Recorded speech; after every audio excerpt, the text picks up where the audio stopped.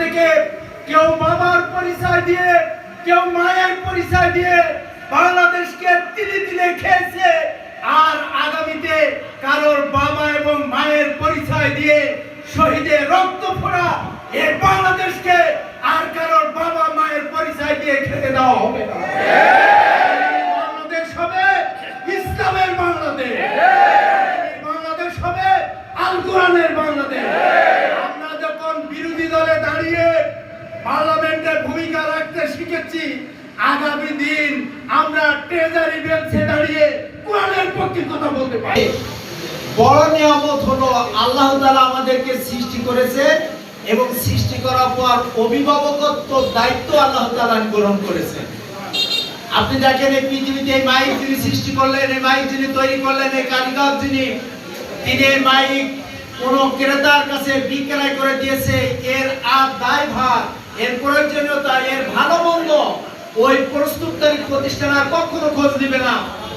কিন্তু রব্বুল আলামিন আমাদেরকে সৃষ্টি করে বলেছেন আল্লাহু লা ইলাহা ইল্লা হুয়াল হাইয়ুল কাইয়্যুম।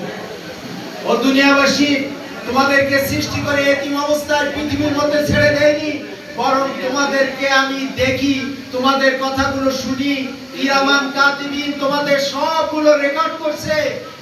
তোমরা তোমাদের এই হায়াতে জিন্দেগিতে যে সমস্যায় পড়ো, তোমার রবকে যদি ডাকো, রবকে খুব কাছে পাবে।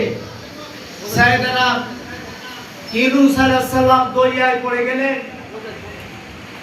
পানির নিচে, সমুদ্রের নিচে চলে গেলেন, মাছের চিৎকার দিয়ে বলে উঠলেন লা ইলাহা ইল্লা আনতা সুবহানাকা। না পেলেও এই চিৎকার যে আরশে আযমে পৌঁছেছিলেন, সেখান থেকে জবাব আসলো ফাস্তাজাবনা লাহু ওয়া নাযাইনাহু মিনাল গাম্মি ওয়া কাযালিকা নুনজিল মুমিনিন। সে অফিস থেকে দরখাস্ত মঞ্জুর করা হলো, বলা হলো আমার পয়গম্বরকে সাগরের উপরে নয়, বরং সাগরের কিনারায় সুস্থভাবে উঠাই দিয়ে দাও। সে আল্লাহ শুকরিয়া আদায় করছে, আলহামদুলিল্লাহ।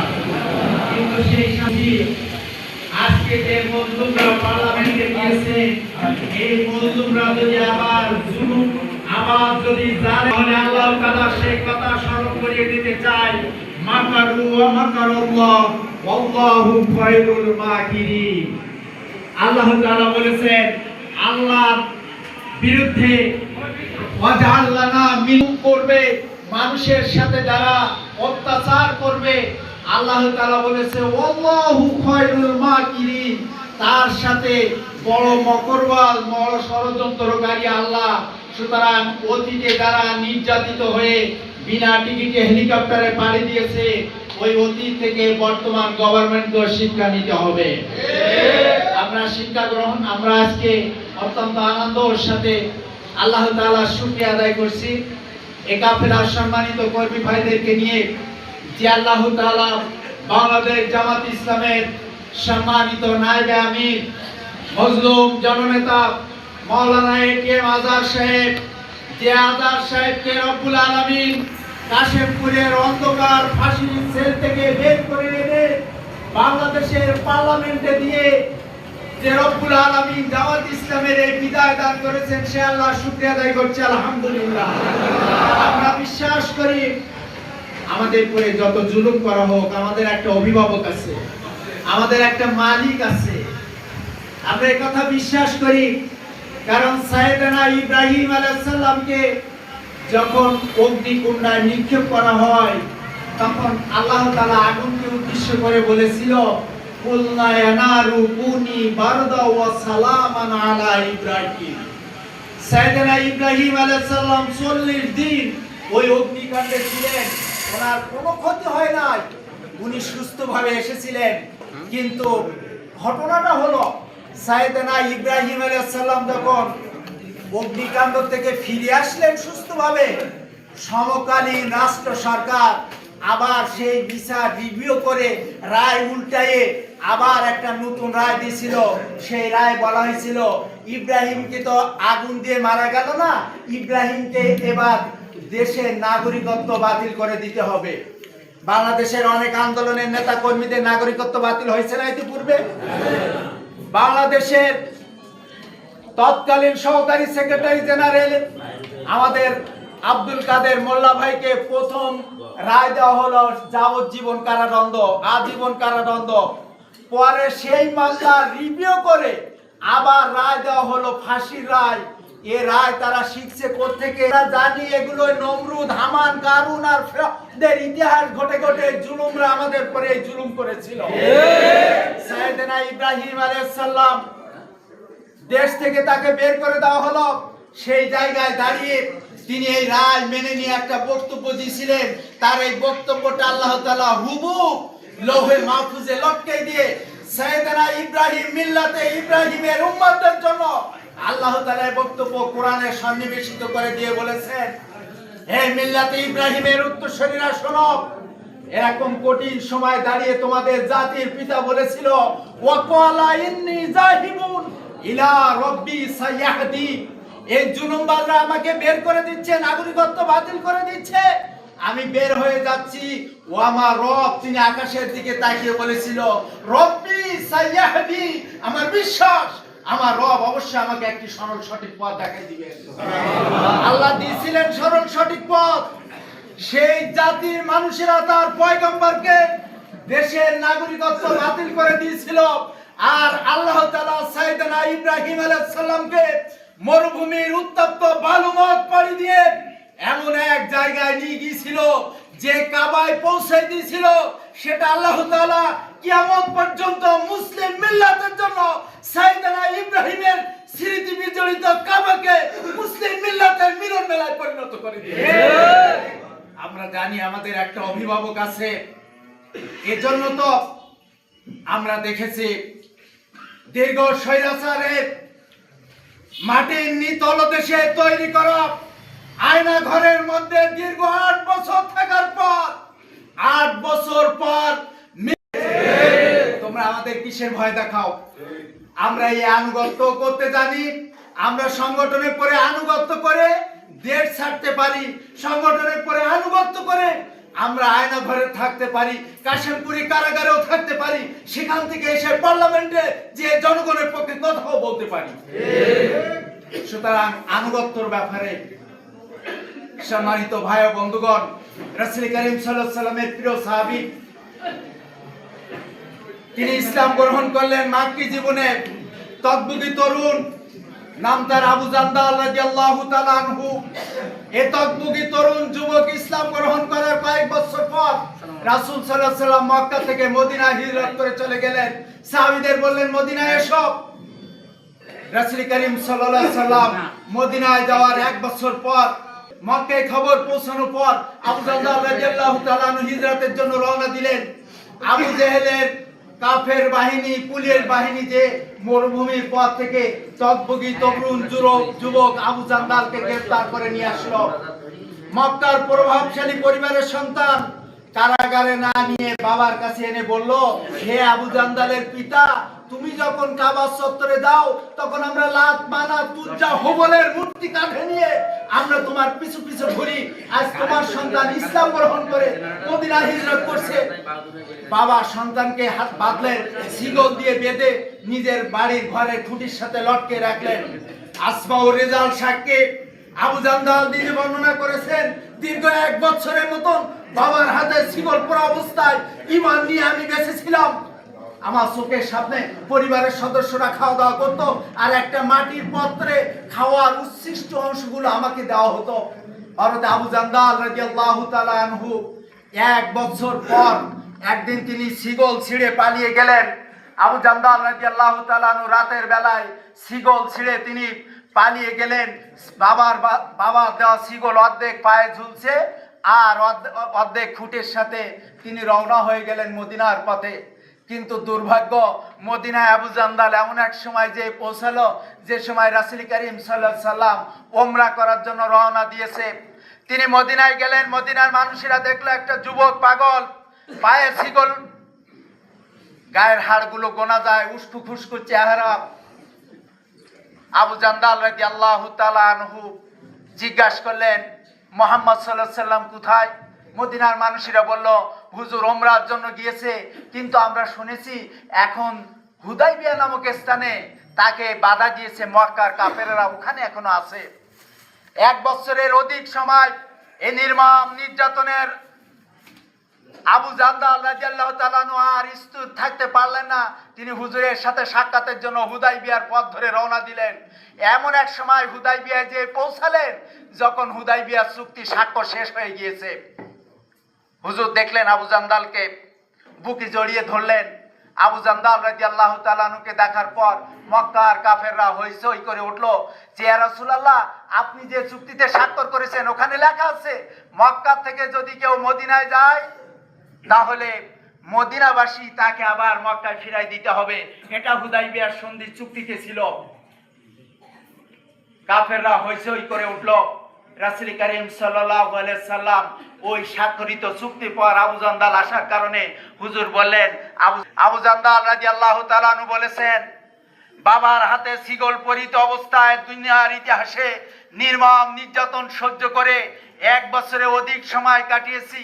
আর এই মক্কা রাষ্ট্রীয় পুলিশ যদি হুদাইবিয়া থেকে গ্রেফতার করে আমাকে নিয়ে যায় তাহলে এবার মক্কায় যে দুনিয়ার ইতিহাসে কত নির্মমতম নির্যাতন আমার উপর দিয়ে যাবে আমি জানি না। আবু জান্দাল বলেছে, আমি ওই অবস্থায় বিশ্ব নবীর দিকে শুধু তাকালাম আর হুজুরের নির্দেশ পালন করার জন্য, আনুগত্য করার জন্য আমার দুহাত মক্কার কাফেরদের দিকে বাড়িয়ে দিয়ে বললাম, মানবতার বন্ধু মুহাম্মদ সাল্লাল্লাহু আলাইহি ওয়াসাল্লাম আমাকে বলেছে আমি আবার মক্কায় ফিরে যেতে রাজি, আমাকে গ্রেফতার করে নিয়ে যান। বন্ধুগণ, ইসলামী আন্দোলনের ইতিহাসে আবু জান্দাল রাদিয়াল্লাহু তাআলা আনহুর এই আনুগত্য, নির্মম নির্যাতন সহ্য করে যে আনুগত্যর পরাকাষ্ঠ দেখিয়েছে, ইতিহাসে তা আজও স্বর্ণাক্ষরে লিখিত আছে। আমি আজ আবু জান্দালের উত্তরসূরিদের সামনে দাঁড়িয়ে হৃদয়ের সবটুকুন ভালোবাসা উজাড় করে দিয়ে আমি আজ দাবি করতে চাই, সম্মানিত ভাই ও বন্ধুগণ, আসুন আনুগত্যর এই জায়গায় ইসলামী আন্দোলনের জন্য যেখানে যে অবস্থায় যে আনুগত্য আমাদের প্রয়োজন হয় সে আনুগত্য আমরা করতে রাজি আছি ইনশাআল্লাহ। চাওয়া পাওয়ার সবটুকুন আমাদেরকে আল্লাহ তাআলার কাছে, দুনিয়ার মানুষের কাছে না। হযরত আবু জান্দাল তাই বলেছে, আমি হুজুরের ওই হাদিস শুনেছি, হুজুর বলেছেন যাকা তুআমুল ঈমান, ঈমানের মধ্যে এমন একটা স্বাদ রয়েছে, এমন একটা মজা রয়েছে, সে মজা আমি পেয়েছিলাম। তাই আমার বাবার নির্যাতন, তাই আমার অন্য যত নির্যাতন থাকুক না কেন, কোনো নির্যাতন আমাকে আটকে রাখতে পারেনি। আবু জান্দাল রাদিয়াল্লাহু তাআলা আনহুর মতো আমরা যদি ঈমানের স্বাদ গ্রহণ করতে পারি, যাতা তুআমুল ঈমান, ঈমানের একটা মজা যদি আমাদের মধ্যে থেকে যায়, তাহলে বিশ্বাস করুন দুনিয়ার অর্থ, স্বার্থ, লোভ, লালসা, ভালোবাসা, মায়া, মমতা কোনো কিছু আপনাকে আটকে রাখতে পারবে না। কারণ আমরা বিশ্বাস করি এ দুনিয়ার মোহ ত্যাগ করে, দুনিয়ার মায়া শেষ করে আমাকে একদিন মালাকুল মউতের দাওয়াতে সাড়া দিয়ে আমাকে একদিন কবরবাসী হয়ে যেতে হবে। যেতে হবে কি না, বাঁচার উপায় আছে? এই নির্মম সত্যটা যখন আমাদের সামনে স্পষ্ট, আমি এই জায়গায় দাঁড়িয়ে আপনাদের কাছে বলে দিতে চাই, বাংলাদেশ জামাত ইসলাম শুধুমাত্র মুহাদ্দিস আব্দুল খালেক সাহেবকে এমপি করা অথবা মাওলানা হাবিবুর রহমানকে ভোমরা ইউনিয়নের চেয়ারম্যান বানানো শুধু কি আমাদের জন্য এই কাজ? বাংলাদেশ জামাত ইসলাম নট অনলি পলিটিক্যাল অর্গানাইজেশন। আমরা শুধুমাত্র আপনাদেরকে রাজনৈতিক কর্মী আর হাতিয়ার হিসেবে ব্যবহার করতে চাই না। বাংলাদেশ জামাত ইসলাম রব্বানা আতিনা ফিদ দুনিয়া হাসানাতাও ওয়া ফিল আখিরাহ, আমরা দুনিয়া একটি কল্যাণকামী, দুনিয়া একটি সম্মান মর্যাদার জীবনের জন্য আর পরকালীন একটি মুক্তিময় জীবনের জন্য আমরা আপনাদের নিয়ে পথ চলতে চাই। ওয়াসারিউ ইলা মাগফিরাতিন মির রাব্বিকুম, আমরা আপনাদেরকে সাথে নিয়ে সেই রবের ক্ষমা মাগফিরাতের পথে দৌড়াতে চাই। এখানে জালিমের জুলুমতন্ত্র থেকে বের করে নিয়ে এসে এখানে মজলুমের ন্যায্য অধিকার প্রতিষ্ঠার জন্য একজন সৎ খোদাভীরু জনপ্রতিনিধি দরকার। সেটা বানানোর জন্য আমরা আমাদের প্রাণান্তক চেষ্টা চালিয়ে যাবো ইনশাআল্লাহ। সাথে সাথে আমরাও সে কাজও করব। বন্ধুগণ, আমাদের মনে রাখতে হবে আমাদের একাকী জীবনের আর এক ঠিকানা হলো মালাকুল মউতের সাথে সাক্ষাতের পর ওই কবর জগৎ, যে জায়গায় কেউ থাকবে না। তিরমিজির বর্ণনায় বিশ্ব নবী বলেছেন এমন একটা সময় আসবে যে সময় দেখবা তোমার আপনজনের অন্ধকার কবরের মধ্যে রেখে নিষ্ঠুর নির্দয় পাষাণের মতন তোমার কবরের উপর মাটি দিয়ে সবাই ফিরে আসবে। সেই কবরের মধ্যে যখন কেউ থাকবে না, আপনি আমি একাকিনী, এই একাকী জীবনে সেদিন কি জবাব দেব? যদি আপনি অত্তাকুল্লাহ, যদি আপনার গোটা জীবনটা আল্লাহকে ভয় করে চলতে পারেন, তাহলে রব্বুল আলামিন সেদিন আপনার জন্য সহজ করবে আপনার আমলগুলো, ভালো কাজগুলো।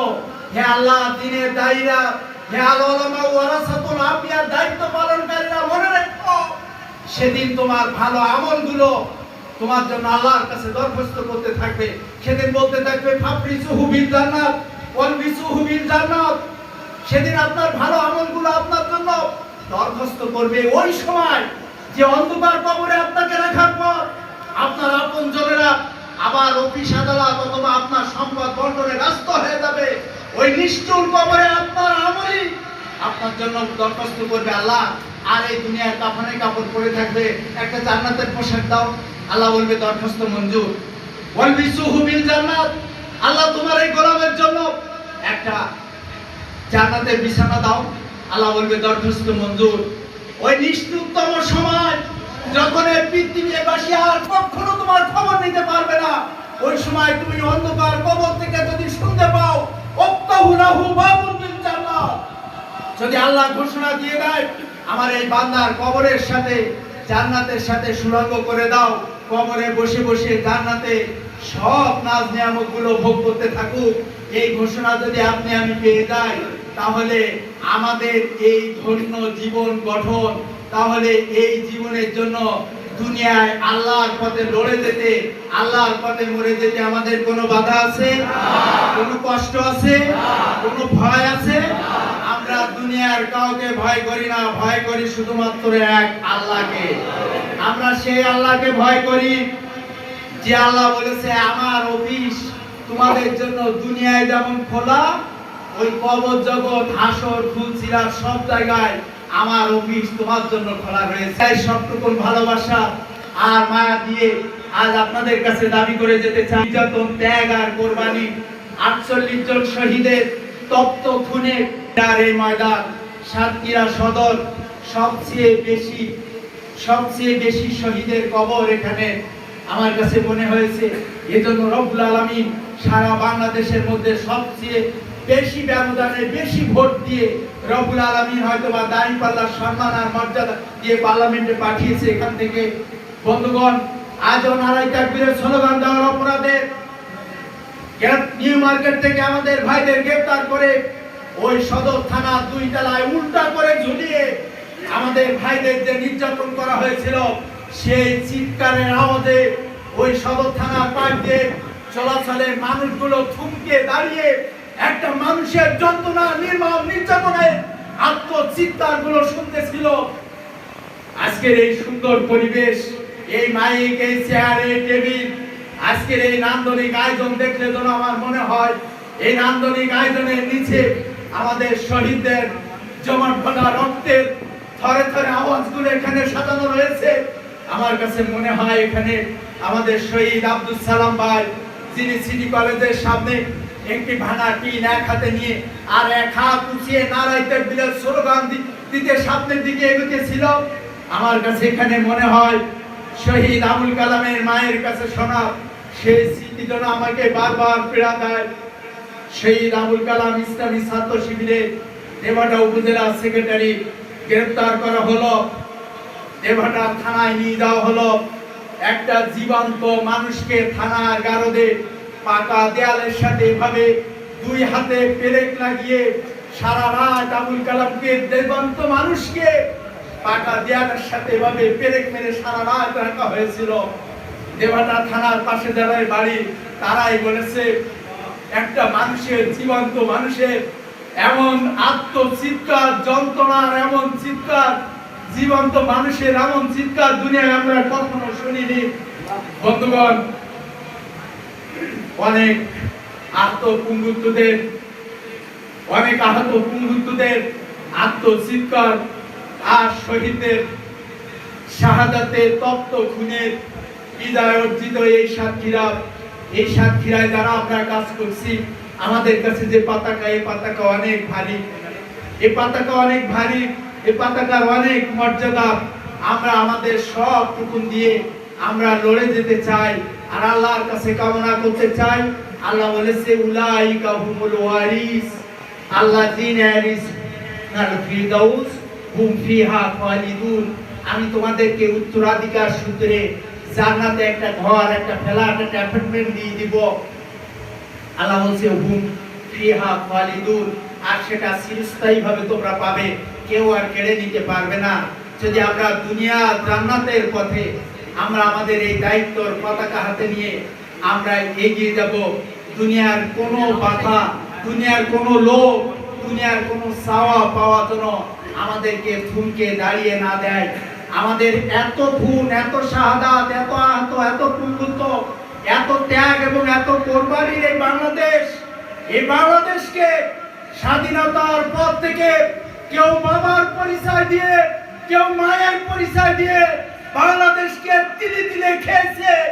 আর আগামীতে কারোর বাবা এবং মায়ের পরিচয় দিয়ে শহীদের রক্ত ফোড়া এই বাংলাদেশকে আর কারোর বাবা মায়ের পরিচয় দিয়ে খেতে দেওয়া হবে না। বাংলাদেশ হবে ইসলামের বাংলাদেশ, বাংলাদেশ হবে আল কোরআনের বাংলাদেশ। আমরা যখন বিরোধী দলে দাঁড়িয়ে পার্লামেন্টের ভূমিকা রাখতে শিখেছি, আগামী দিন আমরা ট্রেজারি বেঞ্চে দাঁড়িয়ে কোরআনের পক্ষে কথা বলতে পারবো।